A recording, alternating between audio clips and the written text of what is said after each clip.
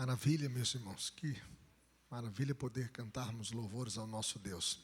Gostaria que os irmãos estivessem orando pela mãe da Cristiane, do Elton. Ela carece das nossas orações, vamos orar por ela. Que o Senhor continue abençoando a vida da Cristiane, de toda a sua família e da sua mãe, que inspira cuidados médicos. Que o Senhor esteja abençoando a vida dela.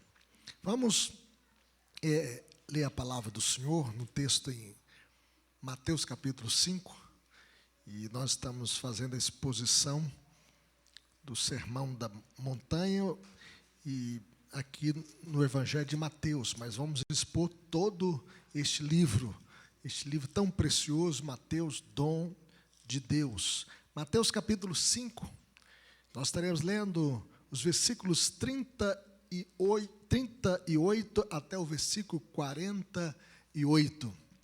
E eu convido a você que está em casa também a acompanhar a leitura desse texto para a nossa edificação.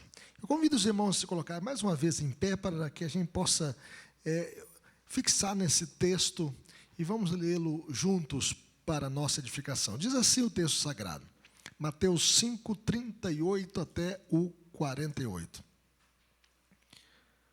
Ouvistes que foi dito, olho por olho, dente por dente. Eu, porém, vos digo, não resistais ao perverso, mas a qualquer que te ferir na face direita, volta-lhe também a outra. E ao que quer demandar contigo e tirar-te a túnica, deixa-lhe também a capa.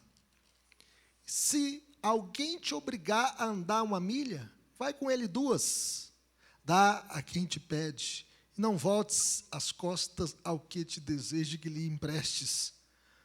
Ouviste que foi dito, amarás o teu próximo e odiarás o teu inimigo. Eu, porém, vos digo, amai os vossos inimigos e orai pelos que vos perseguem, para que vos torneis filhos do vosso Pai Celeste, porque Ele faz nascer o seu sol sobre maus e bons, e vi chuvas sobre justos e injustos. Porque se amardes os que vos amam, que recompensa tendes? Não fazem os publicanos também o mesmo? E se saudardes somente os vossos irmãos, que fazeis demais? Não fazem os gentios também o mesmo? Portanto, sede vós perfeitos, como perfeito é o vosso Pai Celeste. Que Deus nos abençoe. Vamos falar com o Senhor. Pai querido, fale conosco por meio da Tua palavra, que possamos entendê-la, Senhor, e que possamos guardá-la no mais profundo dos nossos corações, para a nossa edificação e crescimento espiritual. No nome de Jesus, para a glória de Jesus. Amém. Podeis assentar, meus irmãos. Você leva desaforo para casa? É ruim, hein? Eu sou crente. Eu sou muito crente, mas se alguém bater na minha face, eu penduro a Bíblia no toco e brigo até mosquito tossir. Eu sou crente, mas se alguém pisar no meu calo, eu solto os cachorros. De igual forma, meus irmãos, no dia de Jesus, os escribas e fariseus estavam usando a lei da retaliação como uma desculpa para a vingança pessoal. Embora a lei o proibisse explicitamente, dizendo o seguinte, em Levítico 19, versículo 18, não te vingarás, nem guardarás ira contra os filhos do teu povo. A lei de Moisés era também um código civil, além da lei moral. Uma lei que deveria ser aplicada à vida da jovem nação de Israel. Em Êxodo, por exemplo, 21, versículo 22 ao 26, está escrito o seguinte, se homens brigarem, se houver dano grave, então darás vida por vida, olho por olho, dente por dente, mão por mão, pé por pé, queimadura por queimadura, ferimento por ferimento, golpe por golpe. Se alguém ferir o olho do seu escravo ou o olho da sua escrava e o inutilizar, deixá-lo-á ir forro pelo seu olho. No entanto, essas leis foram dadas como diretrizes para governar a justiça civil e penal na nação de Israel. as quais deveriam ser aplicadas por juízes devidamente nomeados para essa função. Não era uma vingança pessoal, era uma aplicação da lei mediante um julgamento, um juízo estabelecido, um tribunal estabelecido em Israel. E esses juízes são mencionados em Deuteronômio, capítulo 19, versículo 18 a 21, que diz o seguinte: os juízes indagarão bem se a testemunha for falsa e tiver testemunhado falsamente contra seu irmão, far-lhe-eis como cuidou fazer seu irmão, e assim exterminarás o mal do meio de ti, para que os que ficarem o ouçam e temam, e nunca mais tornem a fazer semelhante mal no meio de ti. Não o olharás com piedade, vida por vida, olho por olho, dente por dente, mão por mão, pé por pé. Vejam bem que, além do mais, essas leis impediam que juízes e tribunais impusessem punições excessivas, exacerbadas. Segundo John Stott, essa legislação seguia o princípio de uma retribuição exata, cujo propósito era estabelecer o fundamento da justiça, especificando o castigo que o culpado merecia e limitar a compensação de sua vítima a um equivalente exato e não mais. Assim, tinha o duplo efeito: caracterizar a justiça e refrear a vingança. Essa lei também proibia que membros de famílias inimigas tomassem a lei em suas próprias mãos para ato de justiça. E aqui nós podemos ver quantas famílias brasileiras foram exterminadas por esse ato de vingança.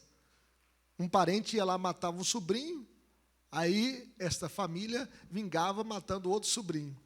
E assim acontecia muitas chacinas. Se você pegar histórias de chacinas que acontecem pelo Brasil afora, são crimes passionais, são crimes de vingança, são justiça feita pelas próprias mãos dessas pessoas que queriam vingar um crime. Às vezes a pessoa não pagou uma conta, ou feriu, né, na face alguém, ou deu um prejuízo, a pessoa ia lá, matava, fazendo justiça com as próprias mãos. E a lei proibia que membros de famílias inimigas tomassem a lei em suas próprias mãos para atos de vingança. Martinho Lutero, ele tinha alguns comentários interessantes sobre esse assunto. Aquilo que ele chamava o seguinte: conversas à mesa. Ele chamava, então, os irmãos, né, estudantes de teologia, e assentava-se à mesa e discutia algumas passagens bíblicas. E ele comentou a respeito da não resistência ao perverso. Ele diz o seguinte: se alguém penetra em minha casa, tenta fazer violência contra a minha família, ou a mim mesmo, ou causar dano, estou obrigado a defender-me e a eles, em minha condição de dono da casa e chefe da família. Se salteadores ou assassinos tivessem tentado ferir-me ou fazer-me violência injusta, eu teria me defendido e resistido a eles, em nome do príncipe do qual sou súdito, porque ele fala a respeito aqui dos dois reinos. Então, como um chefe de família, como pai, o chefe de família tem que proteger a família, e isso ele estaria fazendo um bem para a nação. E ele diz o seguinte: tenho que ajudar o príncipe a expurgar seu país de maus súditos. E se eu tiver a força para cortar o pescoço desse bandido, é meu dever meter a faca nele. Era assim que Lutero pensava. No entanto, mas se eu for atacado por causa da palavra divina em minha condição de pregador, então eu tenho que suportar isso e deixar Deus puni-lo e vingar-me. Então ele entregava nas mãos de Deus. Mas vejam bem, meus irmãos, assim Jesus exortou os seus ouvintes a responder às ofensas pessoais com graça e misericórdia, não fazendo justiça com as próprias mãos. Em outras palavras, Jesus nos ensina como reagir em face dos insultos dos nossos adversários, pessoas que se levantam contra nós. Como nós devemos reagir? Em primeiro lugar, sem vingança pessoal. Olha o que Jesus diz: Ouviste que foi dito, olho por olho, dente por dente, eu, porém, vos digo, não resistais ao perverso, mas a qualquer que te ferir na face, volta-lhe também a outra, e ao que quer demandar contigo e tirar-te a túnica, deixa-lhe também a capa. Se alguém te obrigar a andar 1 milha, vai com ele 2, dá a quem te pede, e não voltes as costas ao que deseje que lhe emprestes. Em outras palavras, sofra danos pessoais sem revidar. Os seguidores de Jesus não têm a violência como opção de vida. Agressão, revide, vingança são substantivos de todo excluído do vocabulário da fé. O Antigo Testamento recomendava olho por olho, dente por dente. Conquanto pareça em princípio selvagem, Deus estava ensinando aos juízes de Israel que o castigo seja proporcional ao crime. E aqui, Jesus está dizendo que quem executa olho por olho é o Estado. O Estado executa olho por olho. Israel era uma nação teocrática. Além do mais, o Estado não poderia vingar-se além do dano sofrido. Era olho por olho, dente por dente, pé por pé, mão por mão. O castigo era sempre equivalente à ofensa, sem jamais excedê-la. Não poderia ir além. Lembra de Lameque? Lameque falou assim, matei um homem porque me pisou. E matei o outro porque me feriu. Foi uma pena desproporcional. Foi uma vingança pessoal. Mas nesse padrão, se alguém me quebrar um dente, eu não posso quebrar 2 dele. A perda também poderia ser redimida com o dinheiro. Por exemplo, nenhum resgate poderia ser aceito pela vida do assassino. No entanto, para as mutilações era permitida a satisfação pecuniária. Às vezes a pessoa feria alguém, uma queimadura, ele poderia pagar em dinheiro, em espécie, o dano causado. A reparação, a satisfação seria então pecuniária. Quando alguém nos faz mal, a nossa primeira reação é vingar-se. Todavia, a vingança, meus irmãos, é prerrogativa divina. É por isso que Paulo escreve em sua carta aos Romanos, dizendo, não vos vingueis a vós mesmos, amados, mas dai lugar à ira, porque está escrito, a mim me pertence a vingança, eu é que retribuirei, diz o Senhor. Pelo contrário, se teu inimigo tiver fome, dá-lhe de comer, se tiver sede, dá-lhe de beber, porque fazendo isso, amontoarás brasas vivas sobre a sua cabeça. Não te deixe vencer do mal, mas vence o mal com o bem. Brasas vivas sobre a cabeça dele, porque quando você faz o bem, Deus vai gerar na consciência dele arrependimento, contrição, reflexão. Então, se o teu inimigo tiver fome, dá-lhe de comer. Se tiver sede, dá-lhe de beber. Porque fazendo isso, Deus vai colocar na consciência dele um sentimento de reflexão e de arrependimento. Nós devemos vencer o mal, não com o mal, mas com o bem. Não devemos fazer justiça com as próprias mãos. Por exemplo, no trânsito, alguém te fecha, você não tem que fechá-lo também, dar uma fechada nele. Ou fazer um gesto obsceno, ou xingá-lo. Ou se ele te xingar, não revide xingando, mas entrega tudo nas mãos de Deus. Resolva pacificamente, com paciência, sem revide, sem vingança. Por isso Jesus disse, meus irmãos, não resistais ao perverso. A vingança pertence a Deus. Não devemos ser vingativos.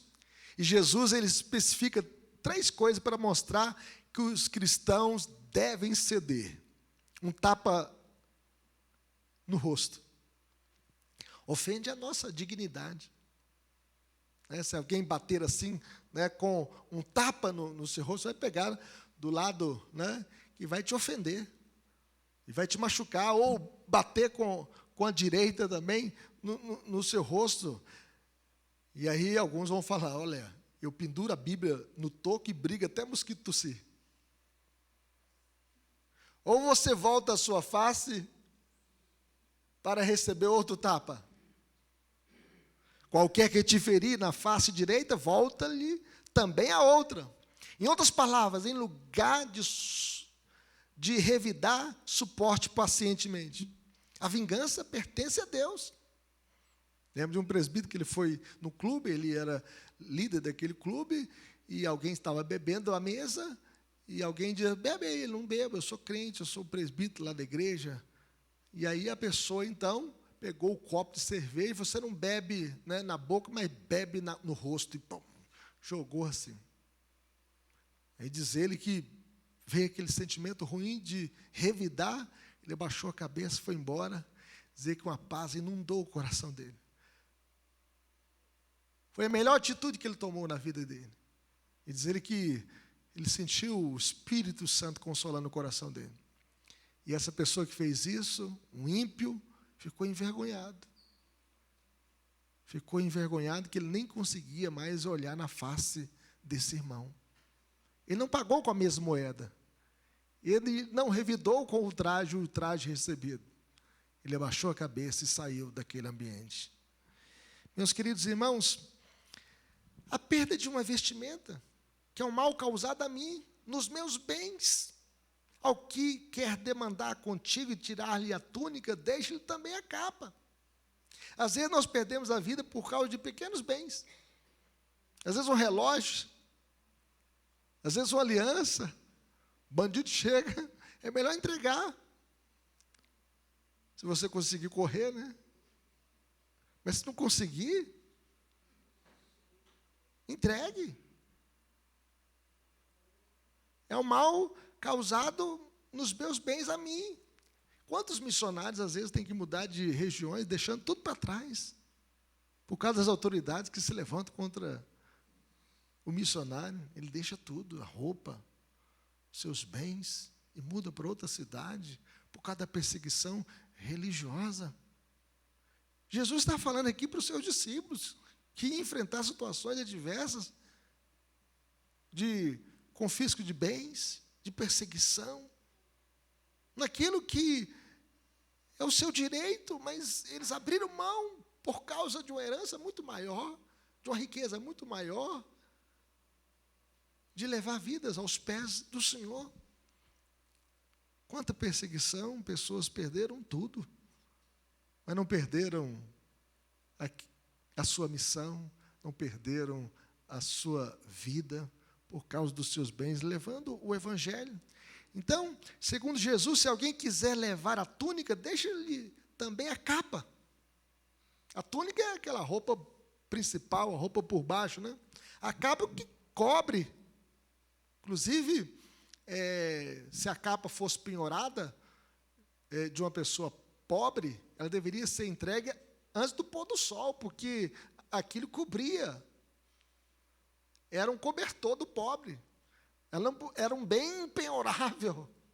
Mas Jesus ia dizer, olha, se alguém quer levar a sua túnica, a sua roupa por baixo, deixa também a capa.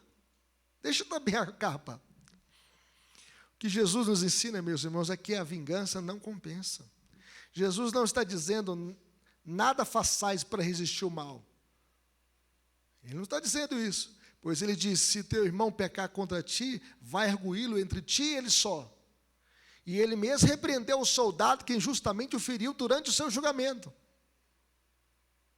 John Stott, ele chega a colocar as palavras de Jesus nessa perspectiva, dizendo o seguinte, as ilustrações de Cristo não devem ser tomadas como um passe livre para a ação de qualquer tirano, arruaceiro, pedinte ou bandido inescrupuloso.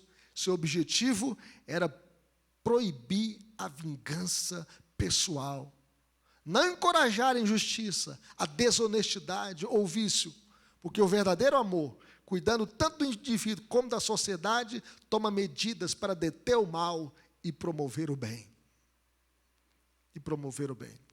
O que Jesus nos ensina aqui, meus irmãos, é que não devemos resistir o mal com o mal, mas nós devemos vencer o mal com o bem.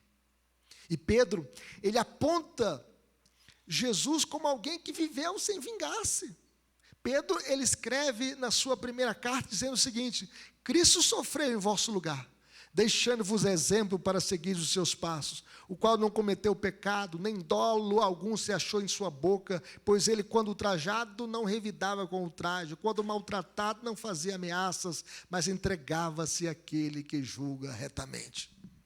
Jesus foi cuspido, foi esbofeteado, foi perseguido.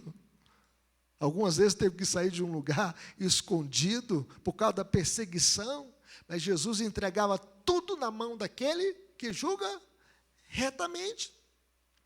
Talvez Pedro estivesse também se lembrando de Jesus curando a orelha de Malco, lembra? Que Pedro ele puxou a espada e cortou a orelha de Malco. Alguns pensam que Pedro queria cortar o pescoço mesmo, mas errou, só cortou a orelha. E então Jesus ele pegou a orelha de Malco e fez um milagre. Talvez Pedro estava pensando o seguinte, né? Lembrando as palavras de Jesus: o que fere com a espada também será ferido. Por isso que surgiu aquele ditado: aquele que com ferro fere, com ferro será ferido. E Jesus então mandou Pedro: embainha a tua espada, coloque a tua espada na cintura novamente. Meus queridos irmãos, como reagir em face dos insultos de nossos adversários? Sem vingança, sem revide. Mas como reagir em face dos insultos dos nossos adversários? Segundo, sendo caridosos e beneficentes. Olha o que Jesus diz: dá a quem te pede e não voltes as costas ao que deseja que lhe emprestes. Não devemos apenas não ferir o nosso próximo, nós devemos procurar lhe fazer todo o bem que pudermos. Devemos estar dispostos a dar a quem te pede. Nós devemos ajudar, nós devemos ser caridosos. Para Jesus, mais bem-aventurado é dar que receber. Seja generoso, seja bondoso. Nosso espírito deve estar em prontidão para ajudar os necessitados. Devemos ser proativos em ajudar os necessitados, como fez o bom samaritano. Veja bem que o bom samaritano estava seguindo o seu caminho e viu aquele homem moribundo no caminho entre a vida e a morte, sangrando. O bom samaritano não fez como fizeram o sacerdote e o levita, que passaram de largo. Porque o sacerdote e o levita pensaram o seguinte: o que é meu é meu.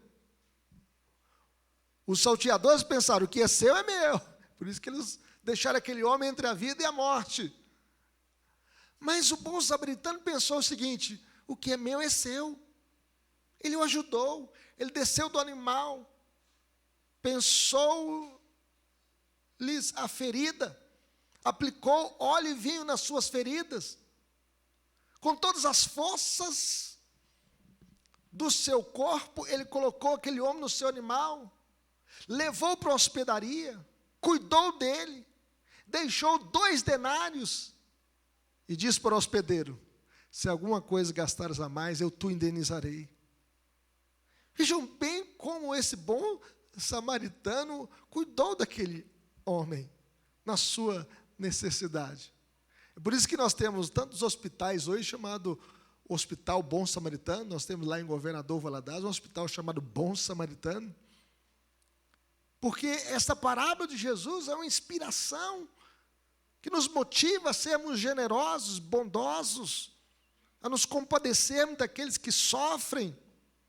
Segundo o Charles Spurgeon, ele diz que o avarento não é um seguidor de Jesus, porque o avarento ama o dinheiro, ele quer o aqui e o agora, ele ama a prata, o ouro, ele ama o dinheiro é o seu Deus.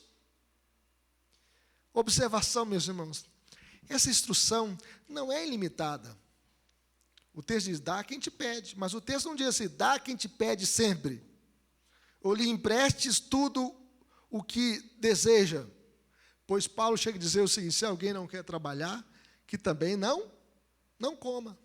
Nós devemos ajudar aqueles que carecem, mas nós não podemos também dar um dinheiro para uma pessoa que vai ali na esquina comprar uma droga. Ou você dá uma cesta básica que ele troca ali, né, no bar, em troco de cerveja e bebida alcoólica. Nós devemos ajudar efetivamente, para que as famílias possam ser atendidas nas suas necessidades e não ajudá-lo a alimentar o tráfico ou alimentar o seu vício. Se alguém não quer trabalhar, que também não coma. Então, como reagir, meus irmãos, em face dos insultos de nossos adversários? Nós devemos ser caridosos, nós devemos ser beneficentes, nós devemos ajudar aqueles que carecem, nós devemos ser generosos. Mas, em terceiro lugar, como reagir em face dos insultos dos nossos adversários? Amando os nossos inimigos e orando pelos que nos perseguem. Veja o que diz o verso 43 e 44. Vamos ler juntos? Ouvistes que foi dito: amarás o teu próximo e odiarás o teu inimigo. Eu, porém, vos digo: amai os vossos inimigos e orai pelos que vos perseguem. Vejam bem que a lei estava sendo distorcida pela omissão e pelo acréscimo, pela adição. Porque foi omitido o padrão do amor. O texto lá do Antigo Testamento está escrito o seguinte: amarás o teu próximo como a ti mesmo. Como a ti mesmo é o padrão. Eles esqueceram de citar como a ti mesmo. Ninguém quer o mal para si mesmo. E por isso o texto diz: amarás o teu próximo como a ti mesmo. Assim como nós nos amamos, assim como nós queremos o bem para nós, assim como nós não queremos que um raio caia sobre a nossa cabeça, nós não podemos também desejar isso para outras pessoas. Em Levítico 18, 19 está escrito: não te vingarás, nem guardarás ira contra os filhos do teu povo, mas amarás o teu próximo como a ti mesmo. Eu sou o Senhor. Levítico 19, 18. A ordem de amar está mencionada em Levítico 19, 18. Mas a recomendação para odiar não se encontra em lugar algum das Escrituras. O texto não mostra: odiarás o teu próximo, o teu inimigo. Não existe isso na lei de Deus. A ordem, meus irmãos, de amar está escrita na lei, mas a ordem de odiar o seu inimigo não está escrito em parte alguma das Escrituras. Pelo contrário, a lei diz que devemos ter uma atitude benevolente para com os nossos inimigos. Querem ver isso? Veja Êxodo 23. Êxodo 23, 4 e 5. Abra a sua Bíblia. As crianças também podem ver aí. Olha, vamos ler esse texto. Todos juntos comigo? Se encontrares desgarrado o boi de quem? Do teu inimigo, ou o seu jumento, lhe reconduzirás. Uma demonstração de amor, uma atitude benevolente. Aí o texto fala assim ainda: se vires prostrado debaixo da sua carga o jumento daquele que te aborrece, aquele que te odeia, não abandonarás, mas ajudá-lo-ás a erguê-lo. A lei mandava que pudéssemos ter uma atitude benevolente com aquele que era o nosso inimigo, ou aquele que nos odiasse. Por essa razão, Jesus refuta a hermenêutica equivocada dos escribas e fariseus, dizendo: em lugar de odiar os inimigos, devemos amá-los e orar por eles. Veja o que Jesus, disse no verso 45 do capítulo 5 de Mateus. Vamos ler? Não, o verso 44, melhor dizendo. Vamos ler? Eu, porém, vos digo: amai os vossos inimigos e orai pelos que vos perseguem. Amai os vossos inimigos e orai pelos que vos perseguem. Não é isso que Jesus fez? Jesus orou pelos seus algozes. Jesus, na cruz do Calvário, sofrendo as dores dos pregos que estavam atravessando as suas mãos e os seus pés, Jesus bradou na cruz uma oração, dizendo: Pai, perdoa-lhes porque não sabem o que fazem. Jesus orou pelos seus inimigos, pelos seus perseguidores, pelos seus algozes. Em lugar, meus irmãos, de imitar os vingadores, nós devemos, como filhos, imitar a Deus que manda chuva e sol sobre justos e injustos. Isso é a graça comum de Deus. Deus faz chover na horta do justo e faz chover na horta do injusto. Deus faz chover na horta do bom e na horta daquele que é mau. Então, as bênçãos de Deus sobre os homens maus nos ensinam a fazer o bem para aqueles que nos odeiam. Por isso Jesus diz, para que vos torneis filhos do vosso Pai Celeste, porque Ele faz nascer o seu sol sobre os maus e bons, e vi chuva sobre justos e injustos. Amando os seus inimigos e orando por eles, os seguidores de Cristo comprovarão que de fato são filhos do Pai Celestial.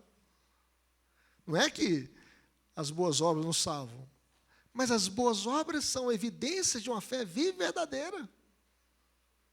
Este amor aos inimigos e oração pelos que nos perseguem comprovarão que nós nascemos do Pai, que nós temos um Pai que mudou a nossa história, que mudou o nosso coração, que mudou a nossa mente e que tirou todo o ódio, ressentimento, e que nós estamos encharcados de amor e não de vingança, encharcados de perdão e não de ódio. Amar somente aqueles que nos amam apenas nos nivela com os publicanos. Quem eram os publicanos? Eram cobradores de impostos. E eles eram considerados traidores da sua pátria, do seu povo. E aqui, os publicanos que não conhecem a Deus também amam os seus irmãos. Jesus está dizendo, devemos amar os nossos inimigos para que possamos superá-los. Saudar apenas aqueles que nos cumprimentam não nos torna melhores do que os gentios. Quem eram os gentios? Eram os pagãos. Eram aqueles que não eram da nação de Israel, aqueles que não conheciam o Deus de Abraão, de Isaac e de Jacó, mas os pagãos também, os gentios também amavam e saudavam os seus amigos e irmãos. Amar somente membros da própria família ou do grupo de relacionamento próximo, meus irmãos, é natural. Qualquer incrédulo perverso pode fazer o mesmo. Amar a sua mãe, o seu pai, o seu irmão, né, os seus amigos. Quero dizer ainda, até os bandidos fazem isso. Por que os bandidos ficam unidos? Porque eles amam eles mesmos. Amar aquele que ama a gente é fácil. Mas amar aquele que odeia a gente, meus irmãos, é um amor sobrenatural. Jesus nos chama para um amor maior. Um amor que é sobrenatural. Um amor verdadeiro. Um amor divino. Um amor ágape. Nosso padrão deve ser mais elevado. De que maneira vivemos acima da média dos filhos deste mundo? O que fazemos mais do que os outros? Deus fez mais por nós, por isso espera mais de nós do que o dos outros. A Bíblia diz que a esperança não se confunde, porque o amor de Deus é derramado em nossos corações pelo Espírito Santo. Nós temos condição de termos um amor sobrenatural. Devemos ser perfeitos, como perfeito é nosso Pai Celeste. Mas como assim, pastor? Será que nós conseguimos ser perfeitos? Jesus diz aqui, sede vós perfeitos, como perfeito é o vosso Pai Celeste. Como podemos ser perfeitos? Em termos de caráter, meus irmãos, nesta vida, não podemos atingir a perfeição, mas podemos aspirar como Cristo, tanto quanto seja possível. Aspirar a ser como Cristo, tanto quanto seja possível. Que nós possamos ser parecidos com Jesus. Ele nos adotou em sua família. Andando com Jesus, as pessoas podem ver em nós Cristo. Não é assim que aconteceu lá na igreja de Antioquia? Eles foram chamados de cristãos, pequenos cristos, porque eles estavam refletindo o amor do Pai, estava refletindo Cristo. Em termos de santidade, não podemos tê-la plenamente nesta vida, mas podemos persegui-la constantemente. Porque aquele que começou a boa obra em vós, há de completá-la até o dia de Cristo Jesus. Hoje eu tenho que ser melhor do que ontem, e amanhã eu tenho que ser melhor do que hoje, para a glória de Deus. Seguir a paz com todos e a santificação, sem a qual ninguém verá o Senhor. Em termos de amor, nós podemos procurar amar os outros tanto quanto Deus nos ama. E a gente tem que pedir: Senhor, ensina-me a amar assim como o Senhor me amou. Quando Deus olhou para nós, meus irmãos, nós éramos indignos, perdidos, estávamos longe de Deus, nas trevas, mas Deus resolveu nos amar. Ele nos tirou do lamaçal do pecado, nos tirou da escuridão, nos tirou do caminho do inferno, nos trouxe para a sua presença. Se não fosse este amor de Deus, um amor incomensurável, nenhum de nós estava aqui. Mas Ele resolveu nos amar, mudou a nossa história, mudou o nosso coração e nos encheu da sua graça. É por isso que nós devemos espelhar a perfeição divina do nosso Pai Celestial. Nós somos chamados para sermos perfeitos em amor. Isto é, para amar até os nossos inimigos, com amor misericordioso e abrangente de Deus, com este amor de Deus. É por isso que a Bíblia fala que o Senhor nos deu um caminho sobremodo excelente. Ainda que eu fale a língua dos homens e dos anjos, se não tiver amor, nada disso me aproveitará. Ainda que eu distribua os meus bens entre os pobres, mas se não tiver amor, nada disso valerá a pena. O amor é paciente, o amor é benigno, o amor não se conduz inconvenientemente, o amor não se exaspera, o amor não se ressente do mal, o amor tudo sofre, tudo crê, tudo espera, o amor jamais acaba. Havendo língua cessarão, havendo profecia passará, havendo ciência também acabará, mas o amor jamais acabará. E este amor que tem que inundar a nossa vida. Não devemos, meus irmãos, nos deter na nossa propensão de pecar, mas caminhar crescendo em santidade e amor, no desejo de ser como Jesus, o Salvador e Senhor da nossa vida. Aplicações para a nossa vida. Como viveremos? Em primeiro lugar, vivendo sem ódio e rancor no coração. A vingança não compensa. Não faça justiça com as próprias mãos. A vingança pertence a Deus. Coloque tudo nas mãos de Deus. Entrega o teu caminho ao Senhor. Confia nele, o mais Ele fará. Os nossos relacionamentos devem ser regulados por um espírito de amor e perdão. O ódio mata. O ressentimento adoece. Mas o amor constrói. O amor edifica. O amor sara. O amor transforma. Vivendo sem ódio e rancor no coração. Limpe o seu coração. Se você tem alguém que se levantou contra você, que pisou, peça a Deus: Senhor, eu entrego essa pessoa nas tuas mãos, eu quero liberar perdão, eu quero dizer como o Senhor disse: Pai, perdoa-lhes porque não sabem o que fazem. Eu quero viver sem ódio e ressentimento no meu coração. Eu quero viver com o meu coração livre para amar e perdoar. Mas, meus queridos irmãos, como viveremos? Imitando a Deus. O nosso padrão é Deus. Em vez de imitar publicanos e gentios, em vez de imitar este mundo quebrado, cheio de ódio e ressentimento, em vez de imitar publicanos e gentios que só amam aqueles que amam, devemos imitar a Deus que derrama suas bênçãos sobre bons e maus, justos e injustos. Em vez de odiar os nossos inimigos, nós devemos amá-los e orar por eles. Como é que Deus vai mudar a vida das pessoas? Pelo seu poder, por meio da oração. Ore ao Senhor, clame ao Senhor, interceda. É o Senhor quem quebra barreiras, é o Senhor quem quebra barricadas, é o Senhor quem destrói cercas, é o Senhor quem constrói pontes. Sede vós perfeitos, como perfeito é o vosso Pai celeste.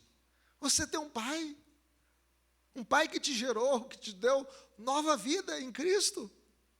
Sede vós perfeitos, como perfeito é o vosso Pai Celeste. Em outras palavras, seja diferente. Você é alguém especial. Você é filho do Pai Celeste. Você nasceu de novo pelo Espírito Santo. Você tem nova vida. Cristo habita em você por meio do Espírito Santo. Você é um ramo da videira verdadeira. E por essa razão, você produz frutos para Deus. Você produz frutos para Deus porque você está enxertado na videira verdadeira, pelo poder do Espírito Santo. E você consegue amar os seus inimigos e orar por aqueles que te perseguem, porque você nasceu de novo. Você é uma pessoa especial. Você tem dentro do seu ser, do seu coração, uma nova vida que o Pai Celestial te deu. Por isso você vai produzir frutos para Deus. Você vai produzir o melhor fruto, o fruto do Espírito Santo. E o fruto do Espírito Santo é amor, alegria, paz, longanimidade, benignidade, bondade, fidelidade, mansidão, domínio próprio. E contra essas coisas não há lei. Imite a Deus. Imite o seu Pai Celestial. Imite o Senhor da sua vida, da sua história, que te encheu de amor, de perdão e graça. E agora você, cheio deste amor, perdão e graça, que você possa espalhar este amor para outras pessoas e falar deste amor redentor que te alcançou e mudou a sua história. Imite o seu Pai Celestial. Que Deus abençoe. Vamos colocar em pé, vamos falar com Deus, vamos clamar ao Senhor.